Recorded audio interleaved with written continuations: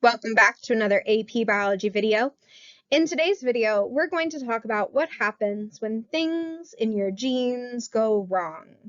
We're going to be talking about mutations and the various effects that they can have on the phenotypic characteristics of an organism. So let's start off real basic. Is a mutation. In biology, we define mutations as heritable changes in the sequence of our DNA. Now, these mutations can result in new alleles or new traits, new phenotypes. And so, therefore, they are the primary source of genetic variation in organisms. They're increasingly important for when things need to evolve or become more fit to their environment, which we're going to talk about in the next unit. We are primarily going to be looking at mutations that affect the phenotype of an organism, whether or not that mutation is due to something happening via meiosis or something happening in mitosis. These mutations can happen anytime we replicate our DNA. And they give us all sorts of cool new things every single time. We've previously discussed mutations, DNA, and its structure. And we know that DNA replication is not always a perfect process. We discussed this when we looked at that process in topic 6.2. And that mutations occur at a rate of about 1 in every 100,000 base pairs, which is quite often. So it's very likely that a mutation will occur, but the effect that it has is largely dependent on what actually happened during that mutation. So when we look at mutations, we can classify them into 3 different categories based on what went wrong. First, we can have a substitution, where we replace a correct base with an incorrect base. This can have a variety of different consequences that we'll look at in the future. Goodness. We could have a deletion, where we take out a base and therefore have to push everything else together. We could have an insertion, where we insert a new base and again have to push everything over. So when we look at all of these different base pairs, we've been looking at single base issues. So we've either swapped one out, we've deleted one, we've added one in. So these are all what we would refer to as point mutations. Point mutations are going to deal with a single point within the genome. Now, we can further divide point mutations down to talk about those mutations that require us to alter how we read that DNA.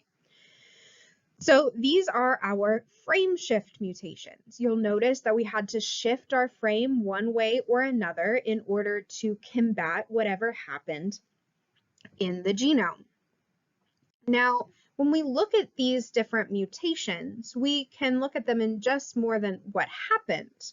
We can also look at what effect it had. So let's say that we had a different substitution going on. In a genome codon that codes for the amino acid cysteine, we could have a substitution in 3 different places. We could have it in the first base, the second base, or the third base. Depending on the location of this substitution, we can have 3 different effects.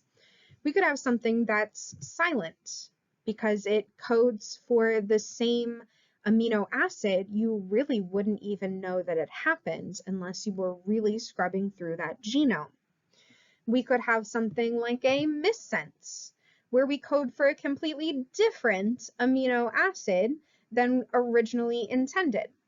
So maybe our protein now is shaped differently. Or we could have a nonsense. So if, unfortunately, it causes us to stop the protein halfway through or at the very beginning even, then we have a drastically truncated protein sequence, and it's definitely not going to work as intended. So These are 3 different ways that the same type of mutation can affect the product that we are looking at creating during the process of translation. So overall, these can give us 3 drastically different outcomes. Have what's known as a gain of function, where maybe the new shape of our protein makes it do something new, something helpful, something that otherwise other organisms that don't have this mutation wouldn't be able to do. We have a beneficial mutation. Or maybe it's silent and there's not really any change, or the change that occurred, the protein doesn't change its shape overall, because we could have 2 charged amino acids that act the same way in the overall structure. This would give us a neutral mutation. So in a neutral mutation, we can have a protein that functions and is shaped just like we would expect, even with the mutation present. Or if we have a case where our protein is so misformed that it's not able to do the job that it's intended to do, it doesn't have anything new or fun or exciting that it's able to do in this new shape, we can have what is known as a loss of function.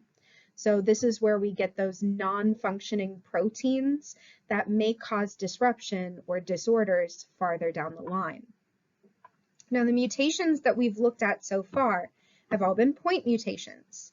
They've all been mutations that occur at a single point within the nucleotide sequence.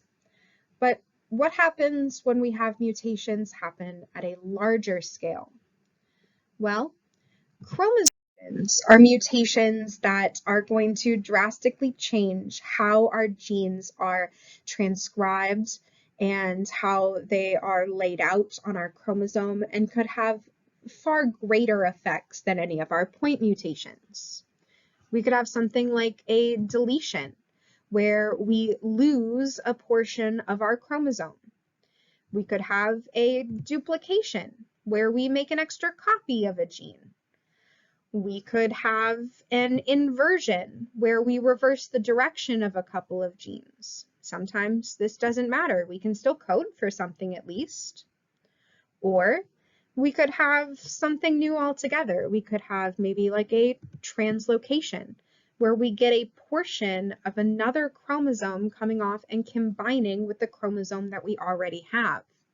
This is one of the ways that we get all sorts of new hybrid organisms and the potential for speciation farther on down the road. Another item that we'll come back to when we look at evolution in Unit 7. Now, these irregularities in chromosomes can affect the number of chromosomes that we have, and that can affect the fitness of our individuals. Now, the fitness can be affected in 2 very drastic ways. First, we could have overall sterility, so the loss of reproductive activity. So we see this with things like mules, which are the crosses between horses and donkeys. We have the same thing when it comes to ligers, where we have a cross between a lion and a tiger. Unfortunately, the difference in chromosome number between those 2 separate species that are close enough related to interbreed are not able to produce offspring that are also able to interbreed. We'll discuss this a little bit more when we talk about what it means to define something as a species. Now, these sterile hybrids are not the only type of hybrids that we can have.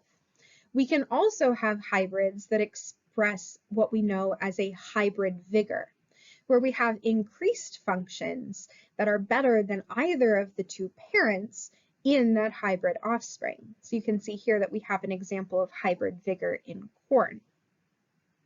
Now, mutations are not the only way that we're able to get new genetic information to go into our genome. Bacteria are really good at different pieces of DNA from different places. So this is what is known as horizontal acquisition. So horizontal acquisition is the gain of new genetic material from someone in the same generation. So we're not passing it from parent to offspring. And so these are two individuals of the same generation that are able to gain new upgraded segments of their DNA. So we have our first case, transformation, where we're able to take a piece of DNA floating in the environment and add it into our DNA repertoire. So this is how we get a lot of plasmids. We could have transduction, where we accidentally pull some DNA from a virus, and so we can incorporate that into our DNA. Or we could have what is known as conjugation. So conjugation is when two bacteria can form a narrow tube that connects them and they can swap genetic information. The tube itself is what is known as a sexpilus, and this is how bacteria that otherwise would asexually reproduce are able to swap out some of their genetic information and give each other new abilities. So with all of this information in mind, we will take a look in the next video at how all of this is controlled. So stay tuned. See you guys.